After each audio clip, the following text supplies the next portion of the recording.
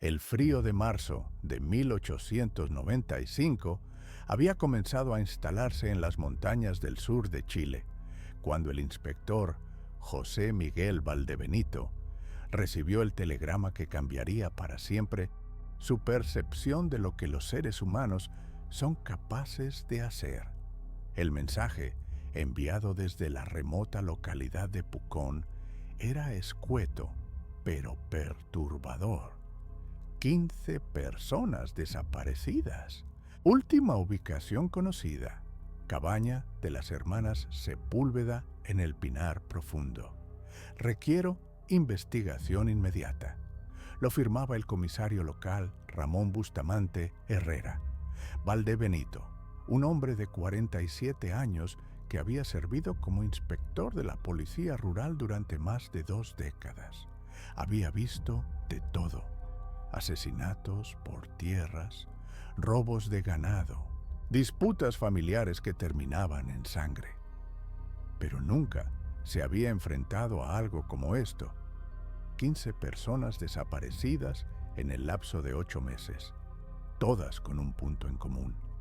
Habían sido vistas por última vez dirigiéndose hacia una cabaña perdida en los bosques de Araucarias, donde vivían 2 hermanas gemelas, conocidas por su aparente bondad cristiana. El viaje desde Temuco hasta Pucón le tomó 3 días completos, navegando por senderos de tierra que se volvían cada vez más estrechos mientras se adentraba en territorio mapuche. Durante el trayecto, Valdebenito no pudo dejar de pensar en los nombres de los desaparecidos que había anotado en su libreta. Familias completas, comerciantes, incluso un sacerdote que había partido hacia la cabaña en octubre del año anterior y nunca más se supo de él. Antes de continuar con lo que el inspector descubrió en su llegada a Pucón, cuéntanos en los comentarios: ¿desde dónde nos estás escuchando?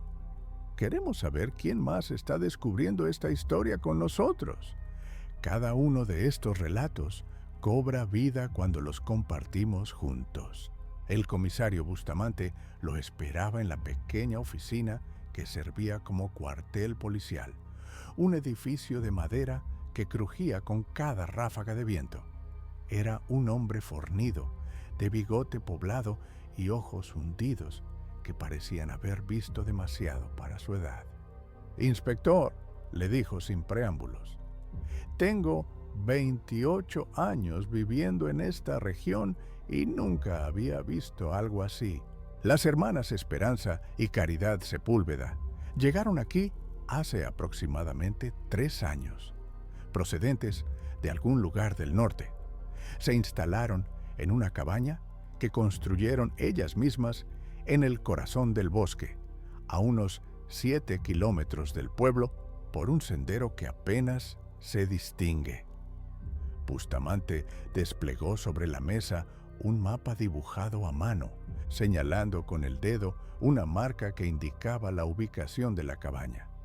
Al principio, nadie les prestó mayor atención. Son mujeres de edad madura, tal vez de 50 años, idénticas en todo aspecto. Vestían siempre de negro. Hablaban poco cuando venían al pueblo por provisiones, pero pagaban con monedas de oro genuinas y nunca causaron problemas.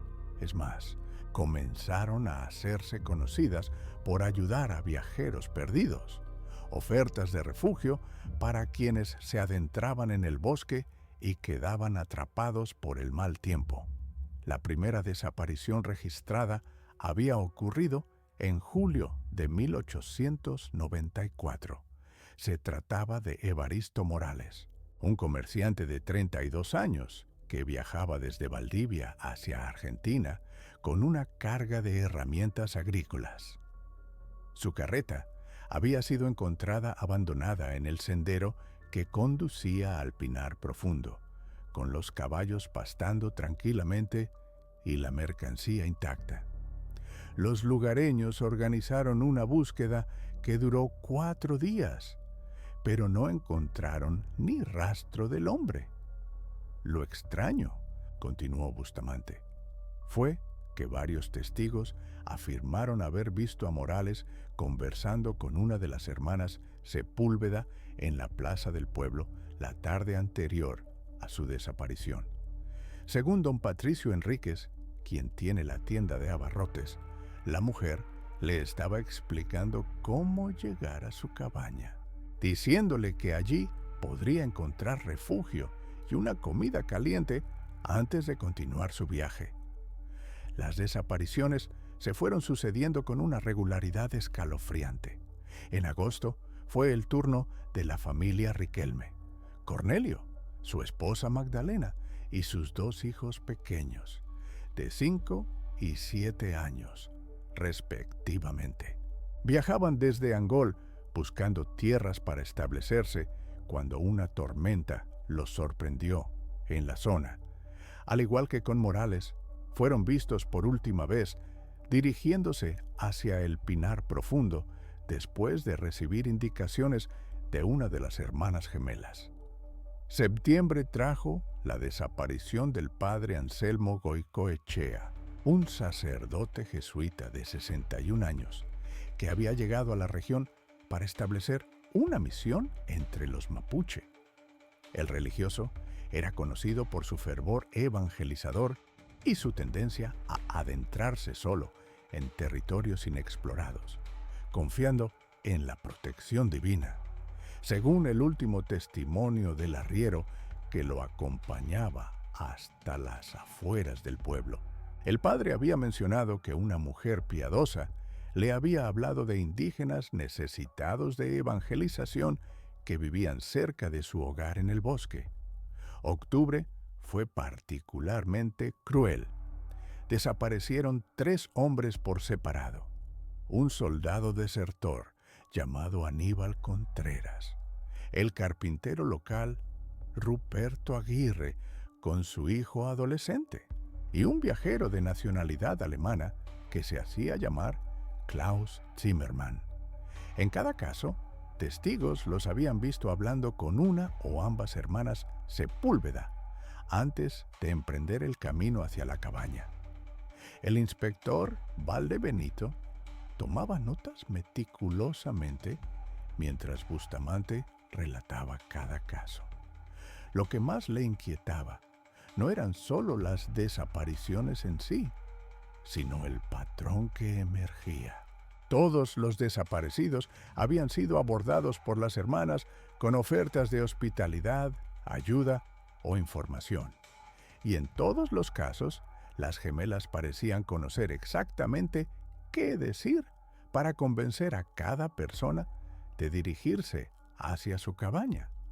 ¿Alguna vez investigaron directamente a las hermanas?, preguntó Valdebenito. Bustamante se removió incómodo en su silla. 3 veces fui personalmente a la cabaña. En cada ocasión me recibieron con cortesía.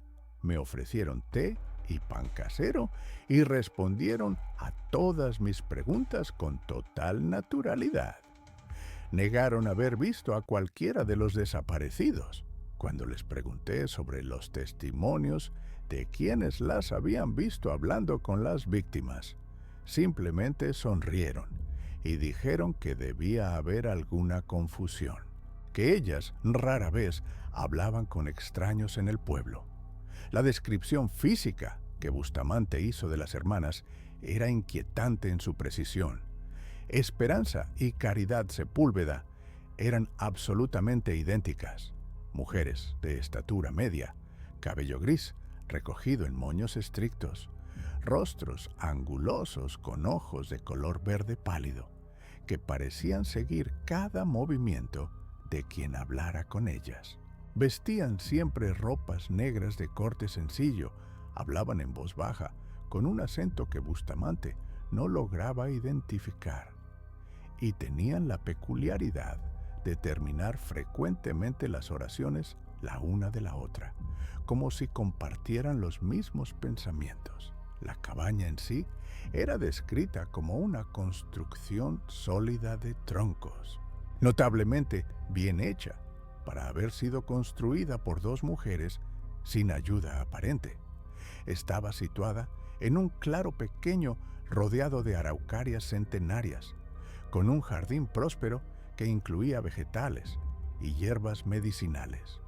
Lo que más había llamado la atención de Bustamante era la ausencia total de signos de vida más allá de las dos hermanas.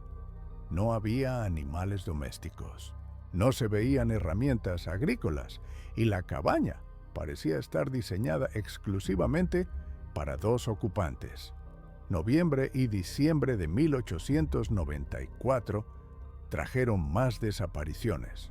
Una pareja de recién casados, Florencio y Carmen Valdés, que viajaban a Villarrica para su luna de miel.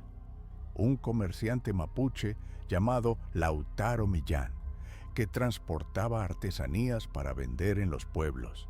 Un grupo de 3 buscadores de oro procedentes del norte, los hermanos Eliseo y Carmelo Bravo, junto con su socio Timoteo Saavedra. En cada caso, el patrón se repetía con una precisión que comenzaba a parecer siniestra. Las víctimas eran abordadas por una de las hermanas Sepúlveda, con alguna oferta que resultaba irresistible para su situación particular. A los recién casados les habían hablado de un lugar hermoso donde podrían pasar una noche romántica. Al comerciante mapuche le habían sugerido que en la cabaña encontraría compradores adinerados para sus productos. A los buscadores de oro les habían insinuado conocimientos sobre depósitos auríferos en las cercanías del Pinar Profundo. Enero de 1895 marcó el punto de inflexión que finalmente alarmó a las autoridades. Desapareció una familia completa de inmigrantes alemanes: Heinrich Müller, su esposa Greta y sus 3 hijos de edades entre 9 y 17 años. Esta vez, varios testigos habían presenciado la conversación entre la familia y las 2 hermanas Sepúlveda en la plaza principal del pueblo. Según don Patricio Enríquez, quien había observado la escena desde su tienda, las hermanas habían hablado con los Müller en un alemán fluido, algo que nadie sabía que dominaran. Eso fue lo que realmente me convenció de que algo terrible estaba sucediendo, admitió Bustamante.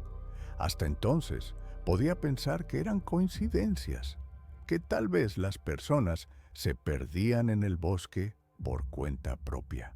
Pero ver a esas mujeres hablando alemán perfecto con los Müller, cuando siempre las habíamos conocido como personas simples que apenas manejaban el español con un acento extraño. Ahí supe que estábamos tratando con algo mucho más complejo y peligroso de lo que había imaginado. El inspector Valdebenito decidió que era momento de visitar la cabaña personalmente. Sin embargo, antes de dirigirse al Pinar Profundo, quiso entrevistar a todos los testigos disponibles y recopilar la mayor cantidad de información posible. Durante 2 días completos, recorrió el pueblo, hablando con cada persona que había tenido algún contacto con las hermanas Sepúlveda. El patrón que emergió de estos testimonios era fascinante y aterrador. Las hermanas parecían poseer un conocimiento sobrenatural sobre las necesidades, debilidades y deseos de cada persona con la que interactuaban. Al comerciante solitario le ofrecían compañía y una comida casera. A las familias con niños les hablaban de juegos y dulces que tenían en la cabaña. A los hombres religiosos les mencionaban necesidades espirituales en el bosque. A los buscadores de fortuna les insinuaban riquezas ocultas.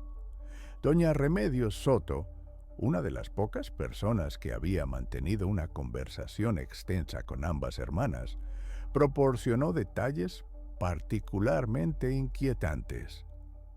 Hablaban como si te conocieran de toda la vida. recordaba la anciana de 72 años. Me preguntaron por mi difunto esposo, llamándolo por su nombre, sin que yo se los hubiera mencionado. Sabían que tenía problemas en las articulaciones de las manos, que mi hijo mayor había migrado a Argentina, que tenía miedo de quedarme sola durante las tormentas de invierno. Era como si hubieran estado observándome durante meses. La descripción más perturbadora vino de Jacinto Morales, hermano del primer desaparecido, quien había viajado desde Valdivia para buscar a Evaristo. Según su testimonio, había confrontado directamente a las hermanas sobre la desaparición de su hermano. Me recibieron con toda normalidad, me sirvieron té y pan, y negaron haberlo visto jamás. Pero mientras una de ellas hablaba conmigo, la otra permanecía en silencio, observándome con una sonrisa que me helaba la sangre. Y cuando me levanté para irme, escuché claramente que una le susurró a la otra: «Este también vendría si supiéramos qué ofrecerle». No estoy seguro de que fuera español lo que hablaron, pero entendí cada palabra. Febrero había traído las 2 últimas desapariciones registradas antes de que Bustamante solicitara ayuda a Temuco. Un joven profesor llamado Sebastián Echeverría, quien había llegado para establecer una escuela rural, y un veterano de la Guerra del Pacífico, identificado solo como el Sargento Pérez, un hombre que vagaba por la región contando historias de guerra a cambio de comida y refugio. El caso del profesor era particularmente conmovedor. Echeverría, de 26 años, había llegado con cartas de recomendación del Ministerio de Educación y gran entusiasmo por educar a los niños de la región. Según varios testigos, las hermanas Sepúlveda se habían acercado a él con la historia de niños mapuche que necesitaban educación y cuyos padres vivían cerca de la cabaña en el bosque. El joven profesor había partido hacia el Pinar Profundo, llevando consigo todos sus libros y materiales educativos, ninguno de los cuales fue encontrado jamás. Valdebenito pasó la noche anterior a su visita a la cabaña, revisando todos los testimonios y tratando de entender el patrón psicológico detrás de las desapariciones. Lo que más lo inquietaba era la precisión quirúrgica con que las hermanas identificaban exactamente qué ofrecerle a cada víctima potencial. No era solo hospitalidad general, era una oferta específicamente calibrada para resultar irresistible para cada persona en particular. La mañana del 4.º día, acompañado por Bustamante y 2 policías locales, Valdebenito emprendió el camino hacia el Pinar Profundo. El sendero era efectivamente difícil de detectar, apenas una línea de tierra pisada que serpenteaba entre árboles milenarios. El bosque tenía una calidad casi sobrenatural. Los sonidos parecían amortiguados. La luz del sol se filtraba en rayos angostos que creaban un ambiente de catedral verde, y había una quietud que resultaba opresiva. Después de caminar durante casi 2 horas, llegaron al claro donde se alzaba la cabaña.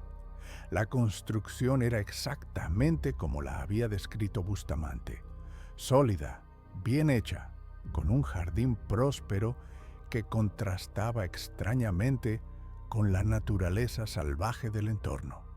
Lo que inmediatamente llamó la atención de Valdebenito fue la ausencia total de herramientas visibles, implementos agrícolas o cualquier indicación de cómo 2 mujeres habían logrado construir una estructura tan robusta en medio del bosque. Las hermanas Sepúlveda salieron a recibirlos antes de que pudieran llamar a la puerta. Eran exactamente como las habían descrito, idénticas en todo aspecto, vestidas de negro, con esos ojos verdes pálidos que parecían evaluar y catalogar cada detalle de los visitantes. La que se presentó como Esperanza habló primero. Oficiales, qué honor recibir su visita. Imagino que han venido por el asunto de las personas que se han extraviado en el bosque. La forma en que lo dijo, sin mostrar sorpresa alguna por la presencia de 4 hombres armados en su puerta, puso inmediatamente en alerta a Valdebenito. Era como si hubieran estado esperando esta visita, como si formara parte de un plan predeterminado. Caridad, la otra hermana, completó el pensamiento. Es tan trágico cuando las personas se pierden en estos bosques. Las araucarias pueden desorientar incluso a quienes conocen bien la región. La invitación a entrar fue hecha con la misma cortesía descrita por Bustamante en sus visitas anteriores. El interior de la cabaña era sorprendentemente acogedor. Muebles de madera bien pulidos, cortinas bordadas a mano, un fuego crepitando en la chimenea de piedra. Sobre la mesa había té humeante y pan recién horneado, como si hubieran estado preparándose para recibir visitas.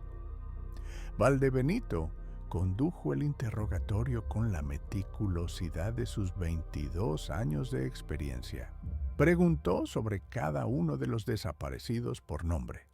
Describió los testimonios que los colocaban en contacto con las hermanas y observó cuidadosamente cada reacción.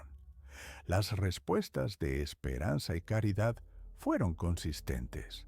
Negaron conocer a cualquiera de los desaparecidos, expresaron pesar por las tragedias y sugirieron que probablemente se habían perdido en el laberinto natural del bosque. Sin embargo, había algo profundamente perturbador en la manera en que respondían. Sus negativas eran demasiado suaves, demasiado ensayadas. Cuando Valdebenito mencionó específicamente el testimonio de que habían hablado en alemán con la familia Müller, ambas hermanas intercambiaron una mirada casi imperceptible antes de que Caridad respondiera. «Debe haber algún malentendido, inspector. Nosotras apenas hablamos español y ciertamente no conocemos lenguas extranjeras». Fue en ese momento cuando ocurrió algo que Valdebenito recordaría por el resto de su vida. Mientras Caridad hablaba, Esperanza permaneció en silencio, pero sus labios se movían ligeramente, formando las mismas palabras que su hermana pronunciaba, como si estuviera recitando un texto memorizado. Y cuando terminó la respuesta, ambas sonrieron exactamente al mismo tiempo, con la misma expresión, como reflejos perfectos una de la otra. El inspector pidió permiso para revisar la cabaña, una solicitud que las hermanas concedieron con amabilidad desconcertante. La construcción era más grande de lo que parecía desde afuera, con 3 habitaciones, además del área principal. Lo que más llamó la atención de Valdebenito fue la ausencia total de pertenencias personales. No había fotografías, cartas, libros o cualquier objeto que indicara la historia personal de las ocupantes. Era como si las hermanas hubieran aparecido de la nada, sin pasado, sin conexiones familiares, sin vida anterior a su llegada al Pinar Profundo. En una de las habitaciones encontró algo que lo heló hasta los huesos. 15 camas pequeñas dispuestas en filas perfectas, cada una con ropa de cama limpia y doblada con precisión militar. Cuando preguntó sobre este arreglo extraño, Esperanza explicó sin vacilar. Preparamos estas camas para viajeros que podrían necesitar refugio durante las tormentas de invierno. Es nuestro deber cristiano ofrecer hospitalidad a quienes la necesiten. Pero había algo siniestro en la precisión del número. 15 camas para 15 desaparecidos, como si hubieran estado esperando exactamente esa cantidad de huéspedes. La investigación de la cabaña reveló más anomalías. En el sótano, Valdebenito encontró provisiones suficientes para alimentar a muchas más personas de las que vivían allí. Sacos de harina, conservas, carne salada, todo almacenado con una organización que sugería planificación a largo plazo. Cuando preguntó sobre estas provisiones excesivas, Caridad respondió que siempre se preparaban para ayudar a viajeros necesitados. Detrás de la cabaña había un área de tierra removida recientemente, como si hubiera sido excavada y luego rellenada múltiples veces. Cuando Valdebenito señaló esto, Esperanza explicó que habían estado experimentando con diferentes cultivos y que a menudo tenían que remover la tierra para plantar nuevas semillas. La explicación era plausible, pero había algo en la manera en que lo dijo que sonaba ensayado, como si hubiera estado esperando esa pregunta específica. La conversación se extendió durante horas, con las hermanas manteniendo su fachada de cortesía campesina, mientras respondían a cada pregunta con respuestas que técnicamente tenían sentido, pero que dejaban una sensación de inquietud profunda. Era como hablar con actrices interpretando un papel, representando lo que pensaban que dos mujeres religiosas y hospitalarias dirían en esa situación. Cuando finalmente se prepararon para partir, Caridad hizo un comentario que Valdebenito nunca olvidaría. «Inspector, es admirable ver a un hombre tan dedicado a su trabajo. Debe ser agotador viajar tanto e investigar tantos casos difíciles. Si alguna vez necesita un lugar donde descansar, donde alguien entienda las cargas que lleva un hombre en su posición, nuestra puerta siempre estará abierta». La oferta fue hecha con sinceridad aparente, pero había algo en los ojos de la mujer que hizo que Valdebenito sintiera un escalofrío recorrer su espina dorsal. Era la misma mirada que, según los testimonios, habían dirigido a cada una de las 15 personas que habían desaparecido. Evaluadora, calculadora, como si estuviera midiendo exactamente qué palabras usar para hacerlo regresar. El viaje de regreso al pueblo transcurrió en silencio tenso. Los 4 hombres habían sentido algo profundamente perturbador en esa cabaña, algo que no podían nombrar, pero que los había afectado a nivel visceral. No era solo la sospecha de que las hermanas estuvieran involucradas en las desapariciones. Era la sensación de haber estado en presencia de algo que se disfrazaba de humanidad normal, pero que era fundamentalmente diferente. Esa noche, en la oficina de Bustamante, Valdebenito redactó su informe preliminar. Sus conclusiones eran inquietantes, pero no podía presentar evidencia suficiente para arrestos. Las hermanas Sepúlveda estaban claramente involucradas en las desapariciones, pero habían construido una fachada de normalidad tan perfecta que resultaba casi imposible de penetrar legalmente. Al día siguiente, Valdebenito tomó una decisión que cambiaría el curso de la investigación. Regresaría a la cabaña solo, sin uniforme, fingiendo ser un viajero perdido que necesitaba refugio. Quería ver cómo las hermanas reaccionarían cuando creyeran tener una nueva víctima potencial. Se vistió con ropas de campesino, se ensució las botas para parecer que había estado caminando durante horas, y al atardecer del día siguiente se dirigió nuevamente al Pinar Profundo. Esta vez siguió el sendero lentamente, como alguien que no estaba seguro de la dirección, tropezando ocasionalmente y murmurando como si estuviera perdido. Las hermanas aparecieron antes de que llegara completamente al claro, emergiendo de entre los árboles como si hubieran estado vigilando el sendero. «¡Oh, pobre hombre!», exclamó Esperanza con genuina preocupación aparente. «Se ve exhausto y desorientado. Debe haberse perdido en el bosque». Caridad completó el pensamiento. «Afortunadamente nos encontró. Tenemos una cabaña cálida y comida caliente. Puede descansar aquí esta noche y mañana lo ayudaremos a encontrar su camino». Valdebenito interpretó el papel de viajero perdido, explicando que venía de Temuco buscando trabajo en las minas y que se había extraviado cuando un sendero, que parecía ser un atajo, resultó llevarlo más profundo al bosque. Las hermanas escucharon su historia con atención, que parecía genuina, haciendo preguntas sobre su familia, sus planes, sus miedos y esperanzas. Lo que más lo inquietó fue la forma en que gradualmente fueron ajustando su conversación para hacerlo sentir más cómodo y confiado.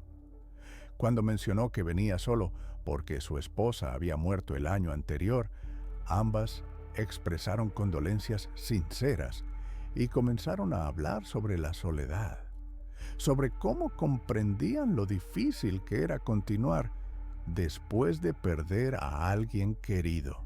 Cuando dijo que esperaba ganar dinero en las minas para mantener a sus hijos, comenzaron a discutir oportunidades de trabajo en la región, mencionando contactos que podrían ayudarlo. Era como si estuvieran construyendo una trampa psicológica específicamente diseñada para él, identificando sus vulnerabilidades emocionales y después ofreciendo exactamente lo que necesitaba escuchar. La cena transcurrió en un ambiente que habría parecido perfectamente normal a cualquier observador externo. Las hermanas eran anfitrionas atentas. La comida era excelente. La conversación giraba en torno a temas mundanos. Pero Valdebenito notó detalles que lo helaron. La forma en que ambas mujeres comían exactamente al mismo ritmo, masticando el mismo número de veces antes de tragar. La manera en que sus movimientos estaban sincronizados como si fuera una danza ensayada. Y sobre todo, la forma en que lo observaban cuando pensaban que no se daba cuenta, estudiándolo como si fuera un espécimen interesante. Cuando llegó el momento de retirarse, las hermanas lo condujeron a una de las 15 habitaciones pequeñas que había visto durante su investigación oficial. La cama estaba perfectamente preparada, como si hubieran estado esperando su llegada. «Duerma bien», le dijeron al unísono. «Mañana será un día importante para usted». Valdebenito no durmió. Se quedó despierto toda la noche, fingiendo dormir, pero manteniendo todos los sentidos alerta.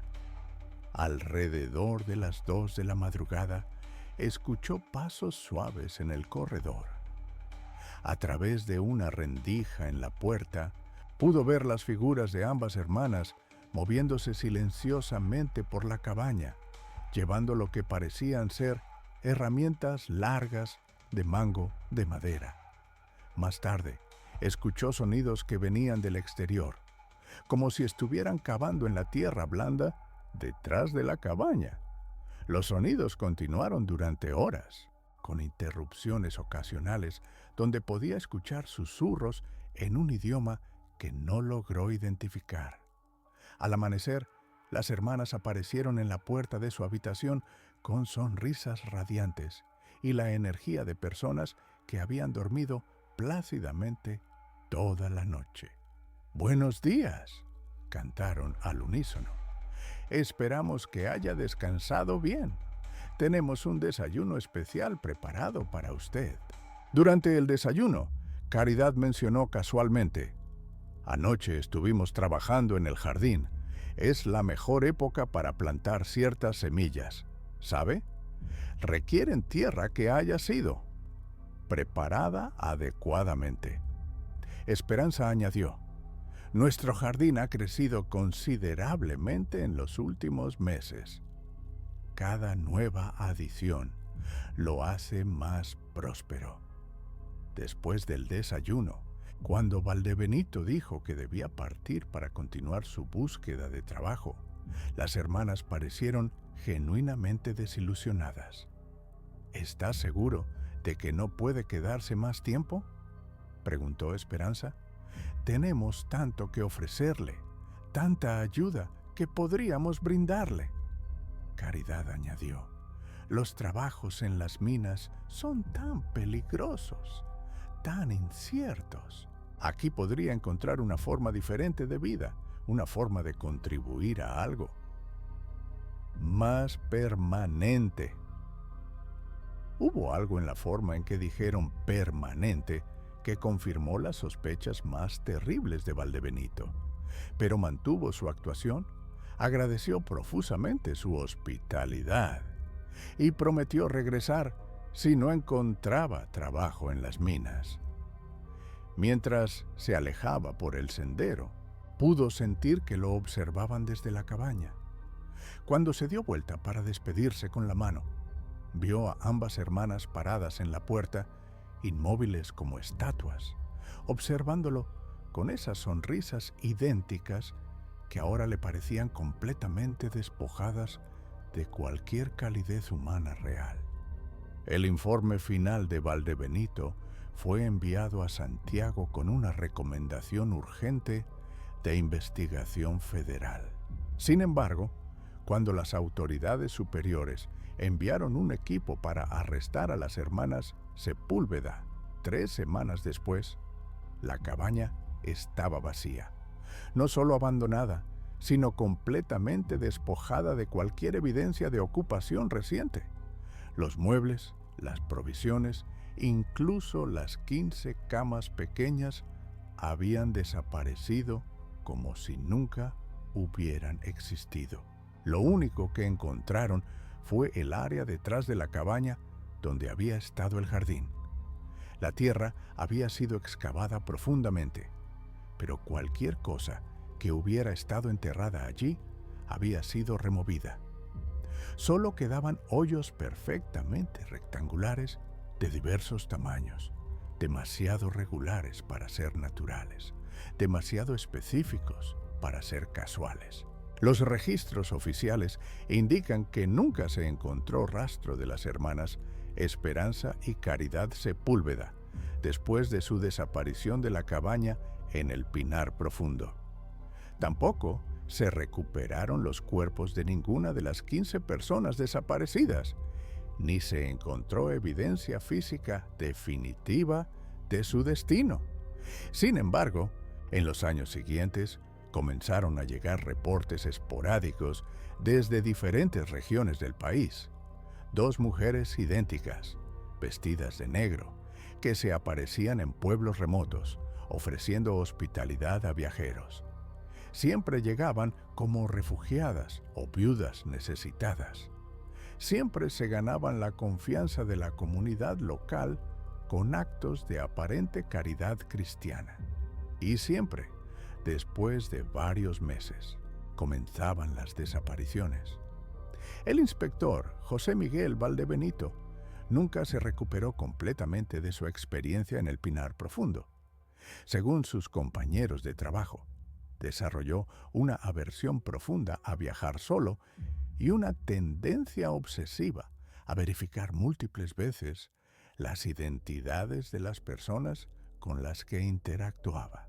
Se retiró prematuramente del servicio policial en 1897 y pasó sus últimos años escribiendo cartas a autoridades de diferentes provincias, advirtiendo sobre 2 mujeres que podrían aparecer en sus jurisdicciones. La última carta conocida de Valdebenito, fechada en 1903, fue enviada al comisario de policía de Osorno.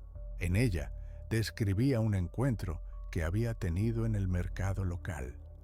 Vi a dos mujeres idénticas comprando provisiones en cantidad excesiva, pagando con monedas de oro y hablando con varios comerciantes sobre las necesidades de viajeros en la región. Sus ojos eran del mismo verde pálido que recordaba, y cuando una sonrió, la otra hizo exactamente la misma expresión al mismo tiempo. Me escondí hasta que se fueron, pero estoy seguro de que eran ellas. Están construyendo algo nuevamente, en algún lugar, y pronto comenzarán las desapariciones.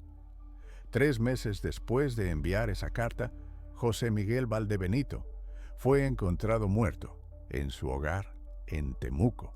Las autoridades determinaron que había muerto de causas naturales, posiblemente un fallo cardíaco, pero quienes lo encontraron notaron que su rostro tenía una expresión de terror absoluto, como si hubiera visto algo que confirmaba sus peores temores antes de morir.